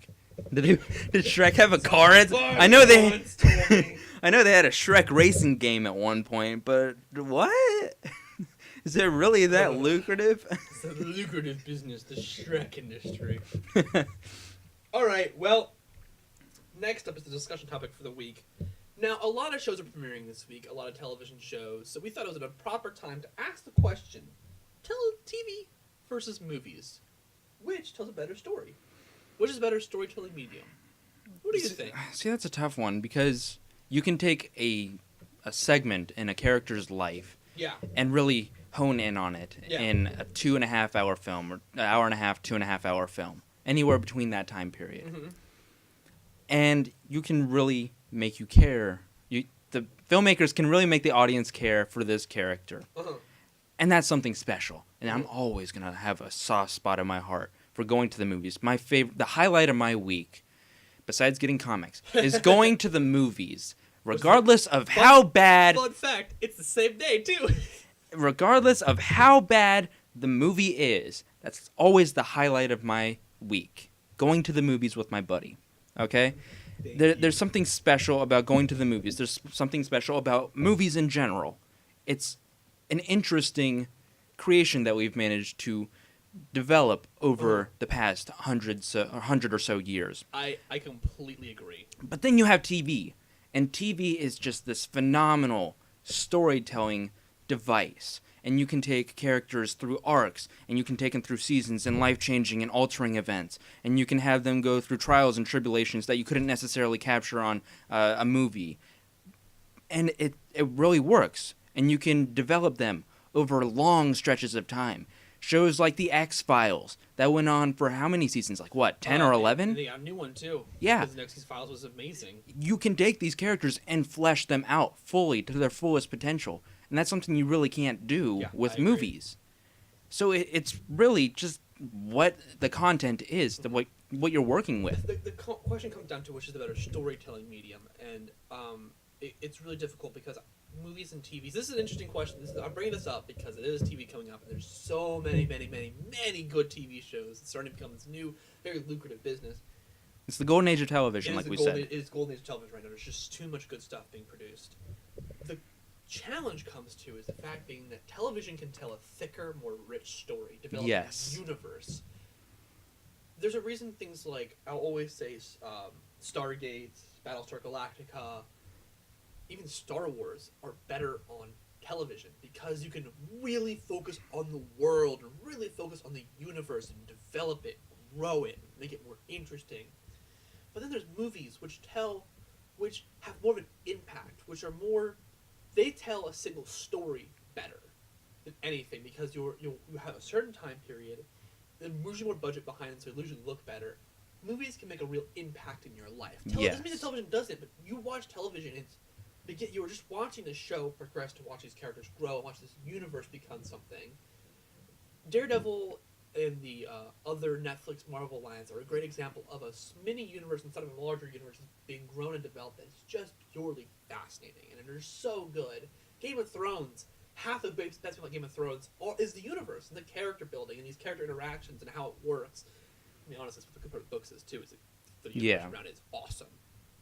But then you have things like The Shining, which is a work of pure art. A Clockwork Orange, which is a really, really interesting story about just this guy and his rise, fall, and rise again. You have these stories which are very artistic and very well told and are very intriguing. If I had to pick a side on this, I would have to say that TV tells a better overall story, has a better beginning to end adventure, but movies tell a better impactful story. Yes, it's focused. It's focused because it needs to know where the focus needs to be placed. On television, you can have a filler episode and still have it develop a character. Exactly. You can't have 40 minutes in a movie just dedicated to devoting a character. You can't do that. And I think it works best for character development in television shows. Yeah. The television shows have better developed characters. I always believe that, but movies have more impactful moments, more impactful commentary on society. There is the gray area of things like Sherlock, which are every episode's length of a movie, but it's technically a show. I think Sherlock is the perfect storytelling device. Period. Here's why. We know every season we're going to give at least 3 to 4 episodes, an hour and a half long. There are movies. They are essentially movies. They're sequels to each other. But able to develop the characters like a show because at the time, but able to tell the impactful, very emotionally connecting story like a movie. And I just find it absolutely fantastic. I think Sherlock's a great example of that two things working the best. Why Sherlock is the best show on television, period. It is the best show on television. There's no argument about it. If you believe differently, I respect your opinion, but you're wrong. It is the best show on television. It'll always be the best show on television. It's so good. Yes. I find it interesting because they are such two different mediums, but they're doing the same thing. It's both film. Yeah. It shows that film is unique, and film will always be unique, and always have two different ways of doing it. It's so cool. And I like how in either way, no one ever says, oh, TV's better, movies are bad. It's always a discussion of, these are both really good, but which one's better? I would have to say that I prefer movies more just because I'm very invested in them. Yeah. I mean, because you can take a show like BoJack Horseman, right? You can do it in a film. Mm-hmm. You'd get a film about a guy that's struggling with fame and his own personal demons. And it wouldn't be as developed as he is on 3 seasons of television. You can't really appreciate that character on television. Did you say cow? He's Character. a horse. It's his name. Shut up. You can't, yeah, because you develop this attachment to the character that you wouldn't necessarily develop. You probably would develop some sort of attachment if it were a film. Yeah. But growing with him and watching him rise and fall again, Mm-hmm. and rise and fall again, over 3 seasons and hopefully more. Yeah. You get to understand this character more. Well, everybody, that has been our discussion for the week. It is a hard topic, it's a big topic. There are more topics inside it we'll definitely cover eventually. But another week come by, another week for Garbage Day. Garbage Day! This week's Garbage Day is When the Bough Breaks. Directed by John Cassar and written by Jack Olson. No relation to Jimmy Olsen at all, unfortunately. This 10 out of 10. 10 out of 10 cinematic masterpiece. Cinematic masterpiece. Okay. Deserves an Oscar. So let's get to what the story is. The story is of a husband and wife want a kid. They can't conceive themselves for no reason never explained. She has a bunch of miscarriages. They never actually tell us why. They just tell us she did, which is fine. It's not a big deal. This young girl is chosen to be inserted with their seed or whatever and have their kid for them. Yeah, a midwife or no, not Yeah, a not a midwife. midwife. No, not a midwife. I don't know what it's called. I haven't given birth. And I hopefully will never. I don't have a uterus. And it is awful. A reminder that Garbage Day does contain spoilers because we don't see this movie. Just don't do it. Or do, because it's hilarious enough to Yeah, watch. It's so Easily worth ticket price, man. So- Easily. I am happy I bought that large popcorn and the large soda. It was worth it, man. That was a treat. The movie starts off to where, yes, the acting and the writing is not that great, but the story's interesting. It's really fascinating until the pregnant girl turns crazy for almost no reason. Like, it really just jumped at you. Oh, I'm crazy now. I love the dude. I'm like, I don't... It's so crazy that you're inside me right now. Yeah. What? What? And his response isn't, what? His response is, yeah, it's kind of weird, isn't it? I'm like, no, that is not how a normal human responds to that comment. Stop being not human. No, stop. Put the brakes down. No problem. Abort mission. It's just so stupid. It's one of those romantic thriller movies that always come out in the middle of September every year, and it usually always stars Morris Chestnut. And Morris Poor Chestnut guy. is a really good actor. He is. He's a very solid actor. And Not he, in this for the movie, most he part, did not sell me this character at all. he did all right. He's a very good-looking Could man. have been directing. He's a problems, though. very good-looking man. He is good looking. But it's one of those movies where they're put out kind of like horror films. So it's like, okay, well, we know we have an audience for this, regardless if it's good or bad. Somebody's gonna It's go bad. see it. No, it's oh bad. no, it's very It's bad. bad. But it's like horror films. They're easy to mass produce, and they put them out every year, and they put out a lot of them. We don't remember. This thing automatically made back its budget. It's because it's just this melodramatic film, and it's so stupid. It's just stupid. The story is stupid. It gets to the point where the worst part of the movie is the ending because it really drags on forever. And I'm just sitting there with Mario, and I'm like, can we just go? Yeah, we know how this ends. Can we just leave? He turns to me about 3/4 of the way through. It was pretty much the ending. We were at the end. Oh, okay. He dragged out that last sequence forever. I'm like, can we just go home now? He turns over and he says, Mario, I know it's against the rules, but can we just walk out? I'm like, nope, we're suffering through this one, buddy. We're suffering. And me. And then he turns over and he sees me and he's like, yeah, like 7 times in the last 20 minutes. I'm like, we're going this route. It wasn't 20 minutes. It was like last 10 minutes, but when they finally, I'm just sitting there, I'm like, oh my god, can we just get to the point? Like, this is so overly dramatic for no reason. Like, we know what's gonna happen. She's gonna die. You're gonna kill her. Take the baby. Leave. Just get to it. Can we end this film? Can I just get the ending and see what happens after? So I'm just like, all right, she's dead finally, and literally, the movie just ends. It ends on a still shot. It cuts to the morning. And then the police finally show up. The police finally show up. The funny thing is, though, when Jazz Sinclair's character, the crazy girl, the crazy girl that's carrying their child, when she attacks Morris Chestnut with a knife after he convinces her not to kill him and go crazy, in the dining room, like she attacks him and they have a little scuffle in the street, and then Regina Hall comes in. And she's like, what's going on? What's going on? Why are you two fighting? 3 seconds after they start fighting, the police show up. So the reaction time is fine. The reaction time is fine. And then at the very end, after they've murdered a girl, they show up a day later. Yeah, what? It takes them overnight to get there. And it's just so stupid because it's just... I mean, one thing, okay, well, I wonder where this is going to go. Is he going to get arrested because they did technically murder her, but technically she was attacking them? So it's like, and breaking and entering. And breaking and entering. So it's like a layered, interesting issue. And, like, could they get the baby because technically the baby isn't theirs?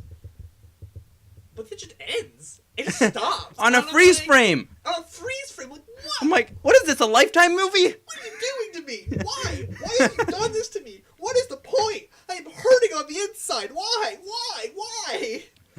Like, I spent so long just to get to the end. I was curious how this was going to end, and it just ends. It just, no satisfying ending. It's just like, oh, yeah, that happened. Bye. You were expecting something satisfying out of this? I was expecting, like, at least, like... I got quite a few laughs out of it. I got laughs out of it. I'm just like, I'm seeing the whole movie like, okay, why? Alright, where's this going? Where's it going? The entire movie, like, where's it going? And they're like, oh, it's going nowhere. Great, cool, thanks, bye.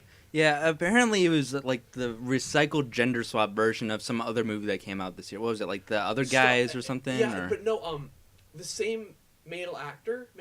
Morris Chestnut? Yeah, he is in that other movie, too. Oh my god. And I'm like, dude, what are you doing? Go to good movies, you're a good actor. He is a Get good away actor. From this. You're better than this, Morris. I think the crazy girl's also a great actor. Yeah, Jazz Sinclair actually did a pretty decent job. And, Regina Hall. All of this is Regina Hall's fault. It's Regina Hall's whole fault. All of this, she's like, oh, I trust her. She's got this look in her eyes. I trust her. She's got this look in her eyes. And Morris Chestnut, he's like, okay, that's what you want. Cool. All of this is Regina Hall's fault. If she didn't choose this girl, if she didn't go and forgo getting the actual paperwork to have her signed from, like, the lawyers and stuff. Yeah. Instead of going and meeting Jazz Sinclair at the diner that she worked in and waiting until all the legal information was sorted out, none of this would have happened. Yeah, literally none of this would have happened. I'm just glad it's over. I'm like, I will never watch this movie. I will forgive this movie after this review. I am pushing it out of my memory. It's so every bad movie I've seen, I'm like, it's funny enough to keep it. This one has just, it's so stupid. I'm like, I want to get away from it. I just want it to be away from me. I want it to be done already. I can't take it. I forgot if it was you or me that at the very end of the movie, one of us turned to each other and we said, this entire situation could have been solved if they just adopted a kid. No, I was saying the entire film, my girlfriend sitting next to me points out. That's right, yeah. Just adopt. And I'm like, that's a great question. Why don't you just adopt? Get rid of the crazy girl, adopt a kid. There's so many kids that need adoption anyways. Just do the right thing. Just do it. I'm like, just sitting there like a mental freak out, just rolling over like, what are you doing in this movie? I hate this film. There's a scene with an abusive boyfriend that Jazz Sinclair has. He looks like he lives in the same neighborhood as Don't breathe. Yeah, well, it looks like Don't Breathe. Yeah, I'm trying to remember Stephen Lang. He looks like he lived in the same neighborhood that Stephen Lang lived in Don't Breathe. I'm like, is this just me? And he's like, no, it totally does. It looks like the same house too. It does. I'm like, Dud. Dud. It was It a is a dud. See it or don't. It's your choice. Just wait till it comes out in DVD, download it, and watch it that way. I don't care. You leave it down. They don't deserve any more money. You'll have a time. You'll have a time. Oh, it's a time, all right. The very next thing that we did is Well, this week, we're not really doing Matinee Monday because there wasn't really a movie we wanted to see per se. I mean, there's cool movies out there, but there's nothing we're really pumped about. Every so often, we want to do a Matinee Monday, probably more often than you might think. In replacement of that, we're doing what's called the Rewind. What the Rewind is, we look back at movies that have come out a while ago. An amount of time we decide that's appropriate. Maybe films we haven't seen yet and done in the show, or films that were way before the show ever came out, and we discuss them. We look back and it's like, hey, does this movie still hold up? Is this still the either masterpiece it said it was, the entertainment quality it said it was, or is it not that anymore? Does it hold up? Does it hold up? It's basically, does it hold up? We go back and discuss it again. We rewatch it together. We take out the rose-tinted glasses. And we just discuss it again. This week we decided to do Mad Max Fury Road. Mad Max Fury Road specifically because I'm a huge Mad Max fan. My dad introduced me to this series when I was a kid, and I love those movies. I just love them. They're stupid, but they're so much fun. Fury Road came out, though, and I saw it, and I'm like, this movie is a masterpiece. And it's not just when it came out, I'm like, this is not just a good movie. It's got so many things it's saying, so many different commentaries it's making out, it's so many different things it's doing. I just respect a lot. I was really, really into it when it first came out, and I saw it in theaters, saw it 3 times in theaters, and I was I was all in. This movie's great. What about you? I know you didn't see it in theaters with me. Yeah, I didn't see it in theaters, and to be honest, I didn't grow up with the Mad Max movies. It was never really my thing, and I wasn't aware of it until a few years ago, because, I grew up in a very Christian conservative house. Yeah. A lot of things It's I not didn't. a Christian conservative movie. I didn't get to see. Not the slightest. Like I said in the first episode, I didn't see Star Wars until I was 12 or 10, Oh, wow. 10 or 12 or something in between that time period, right? Mm-hmm. And so obviously it just flew under my radar. I didn't know about it, and it's fine. It's a good film. It's just I don't know. It's got some problem. It looks beautiful. I'm not. It's a gorgeous looking film. After watching it, the feelings I did, there are little things I noticed they could have done better, but very, very little. Yeah, it doesn't take And away I from do it too sit there much. and I'm It's just a lot small of the things I things. saw from it are still there, but they're the tiniest nitpicks, the tiniest. I know you have an issue with how it starts. I think it starts really well. I think it's really interesting, but I kind of can see how it can get a little boring, though. Not really. Well, kind of. It's not as intriguing as the rest of the film is.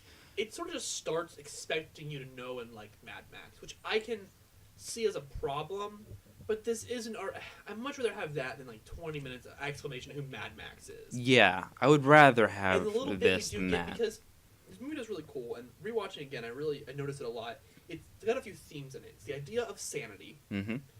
Max in most of the movies, he's He's mad. He's mad, but he's not crazy. He's just walking that line of not crazy. He's just not there yet. He's unhinged, but not crazy. This movie's no, he's gone. Oh, it takes us one bad day. He's seeing things. He's hearing things. He's lost. He's just lost in his own head, and I'm like, that's awesome. And it almost seems like he's trying to be better than everyone else around him, even though he's actually crazy. And the movie more and more shows how, no, he's just like them, honestly. By making characters like Knox, who are crazy, become to more his level, and you realize that it's not necessarily that he's better than them, he just puts himself up that higher standard. He's just like them, he just has a higher standard for himself, which is really cool. It's the idea of, what is really sanity, because everyone's crazy. Isn't that the new sane? So isn't Max, in actuality, the only crazy man in this insane world because he's the one who believes he's sane? And he's the one fighting the craziness, and it's really interesting. Along with that, it has this theme, not really theme, but it's use of female characters I adore so much. They're awesome, they're very interesting, they're independent. They're not sexual. No, they're gorgeous women, and it appreciates how gorgeous they are, but it gives them character, more to it. It's yes, being beautiful and sexual is amazing, but being your own person's important too, and it's that bit that movie really captures, and I fell in love with it. Yeah, because they could have easily been written as the dumb girls that are just thrown into the back of the car and screaming the entire time, "Oh no, they're catching up! Oh no, I'm having my baby!" It's not one of those movies that's like, oh, we're gonna take it easy because they're girls. No, it throws a pregnant lady under a car, and like, nothing attached. It's like, no, this is how this would happen. This is where it's gonna go, and it doesn't belittle these characters by trying to make them not deal with as much. No, it makes them deal with the hardship. It makes them face the world they're going into. It's these girls who've never actually seen the hardship of this world now facing that hardship and watching them learn to deal with it. And each one kind of comes to terms with what the world around them actually is. It's fascinating. And also realize these girls are insane. They are gone. They flew way over the cuckoo's nest. They're 10 miles over the cuckoo's nest. It's ridiculous. Just 10 miles? Just 10 miles. Yeah. There are some things, though, in this movie that, in hindsight, I realized that it could use a lot of work. One of them is I love the coloring, but the coloring ranges from super, super, super, super cool and artsy almost, like really artistic. Like there's one scene where everything's blue except for the guy on the guitar whose lights shine on him, and he just has this bright red color, this bright colors where he's just railing on the guitar, and everything else is blue, which is really cool and really pretty. But then there's just scenes that are just all orange. Just all orange. It's just a very orange movie. The cinematography is beautiful. Oh, it's I was looking at it again. I'm like, you know what? You could pretty much take a screenshot of pretty much any point, any frame in this film, and make it a picture. It would look very picturesque. Uh-huh. Even the things that are just like disgusting and bloody as all get out. Yeah, I'm like, that's a beautiful shot. It's really cool, but you could tell it's George Miller kind of like... George Miller's a very artistic director. He's a very artistic director, and some of his work are super, super artsy. Like, I still say Happy Feet is a kid's movie, but it's trying to be a very artsy kid's movie. That's why I liked Happy Feet 1. I thought it was a lot of fun. Yeah. I like the music. I like the commentary. I like the kind of psychedelic feel it had to it. There's a whole commentary about God and like things bigger than yourself, and just this whole... It's really interesting. And Miller brings it to Mad Max again, but you can tell he's battling a cool action movie with a very artistic action movie, and it's a constant battle that it's not bad, it's just noticeable. I think it works a little bit better as an action film. I agree. But I like the art moments. I love that too. Furiosa's on her knees and just beautiful, like the salt flats, just on her knees, and there's no real sound, just her screaming because she's lost everything. This is beautiful, artistically looking scene, just gorgeous. Yeah. I cannot. This movie without that would just be nothing. I'm not saying emotionally satisfying part, but it's so artistic that's where the beauty comes from. It's how artistic it is. That scene with the guitar, it's really pretty. The whole thing with the spotlight, and the spotlight being the light being danger, and it's another artistic way of using coloring is that everything's blue and then you use this light. This light is the danger. So the only difference in color is the danger. It's just really interesting. Yeah, I'm not saying that the two are mutually exclusive things, but like.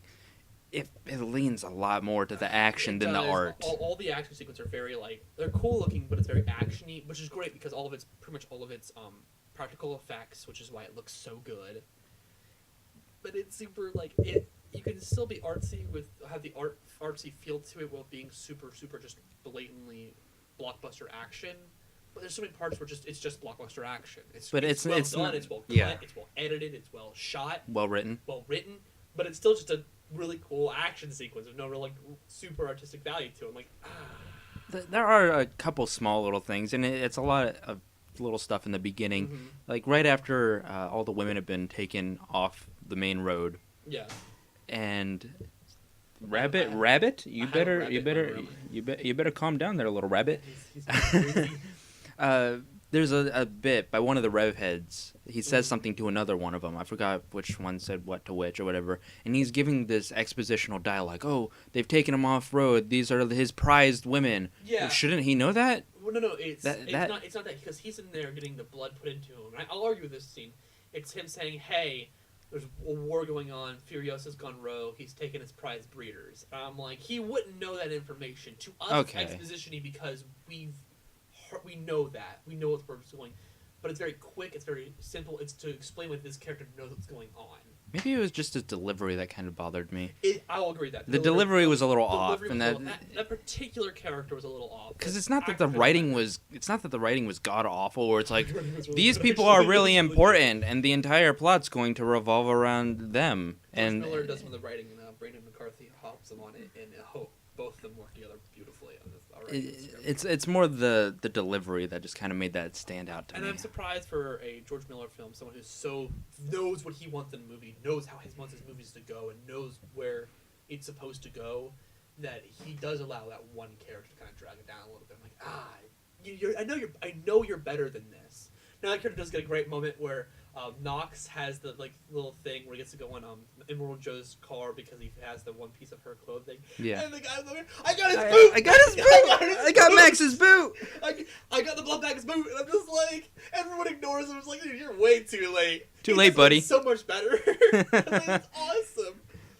It's still pretty good. I mean, I took a 15-minute nap or something. Yeah, you fell asleep halfway through. I was actually a little mad at you. I'm like, dude, I'm sorry. I had a very long day today. Like I said, the commentary the movie has is really cool. This concept of there's two sides. There's the extreme chastity. You marry to one man, you have his kids, and you do what he wants you to do, which is the Immortal Joe and the Citadel. And then there's the mothers who are very liberated, very sexually free. They use sexuality as not only something beautiful, but as a weapon. And this society is destroyed, just completely destroyed. But it was once beautiful, now it's gone. And this commentary in a world like this, that ideology and its purest form doesn't work, but Immortal Joe's doesn't work because we rebel. There's a middle ground you have to find. Being free, being 100% free, and like, oh, women are the best thing ever. It's only women, and women are great. You can't trust men. Ideology doesn't work because it's just as corrupting as women. You can't trust women. They're shown as two different sides, one shown better than the other, but when you find out that the entire society was destroyed, you realize maybe a society where all these women just don't like men isn't necessarily the best one in the world, and it tells you there's a middle ground. Women are meant to be free. They're people, meant to be treated like people. But working with men and working with the other side isn't a bad thing. It's trying to find an understanding between the two.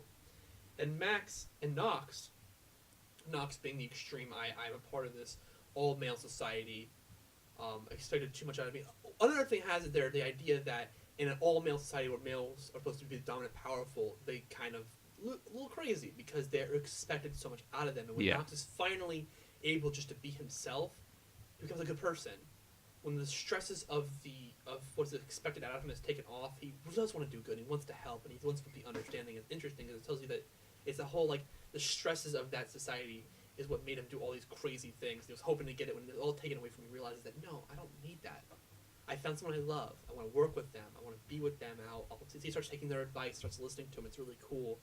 And it's idea men and women have to work together for things to get accomplished. Because in the end, how they win, how they beat this super, super masculine society is working together with Max and Knox. Without Max, they would be dead instantly. Oh, yes. There was no way they were doing this without Max. Yeah, no, he's integral. It's really well done because they end up going back to the Citadel, to this very hyper-masculine environment, to change it, to make it better, so that people will work with each other. They take away that symbolism of hyper-masculinity by just killing it. It's like, we gotta get rid of that. Mm-hmm. And they start working together. It's a really cool concept, because most movies that have the whole anti-masculine society always say you need the extreme other. This one's like, no, two extremes don't work. There's a balance. It has to be a balance. Like everything in life, there's a balance. It's a balancing really act. Well done. So the best parts of this movie is that balancing act. It's really interesting, and I just find this is great because it sheds light on issues women have to deal with every day, but also sheds light on the issues men have to deal with every day. And there's high expectations that it's just almost unachievable because there's just so much stress behind it. But at the same time, the high expectations for women to say nothing, be nothing, and are only there as body, as breeders, because it just calls them breeders. Mm-hmm. And it shows you that these two are awful and don't work. You have to find a fair middle ground. Everyone should work together to make better. And it's just so cool. It's well done. There are little issues in the movie. I don't think it's as good as it was when I first saw it, because as Mario, I was like everywhere. Like, this is the greatest movie of all time. This is the greatest thing ever. Yeah. I love it. After rewatching it, no, it's not, but it's the best Mad Max movie we've ever had. Period. It's one of the best action movies I've ever seen. Period. And you can understand Tom Hardy in this one. Hooray! The fact that Max has almost nothing is great. I just love how Furiosa is the main push of this movie. Furiosa is the main character. Furiosa is the main character of this movie, and she deserves it wholeheartedly. She's the best part of this movie for me. I like this movie a lot. Well, everybody, that's the end of our episode. Thank you for coming by, and we'll hope to see you next week. Yeah, so see you guys later. Bye. Thank you for listening to Collectors Coalition, a Magnesium Studios production. If you like what you've heard, be sure to like us on Facebook and subscribe to us on iTunes. We're also available on PodOmatic and Soundcloud. Be sure to follow us on Instagram at Collectors Coalition and on Twitter at Collect Coalition. Stupid character limits. If you want to write in, drop us a line at thecollectorscoalition@gmail.com. For exclusive footage, be sure to check out our YouTube channel. Just search Collectors Coalition. And remember, stay nerdy, my friends.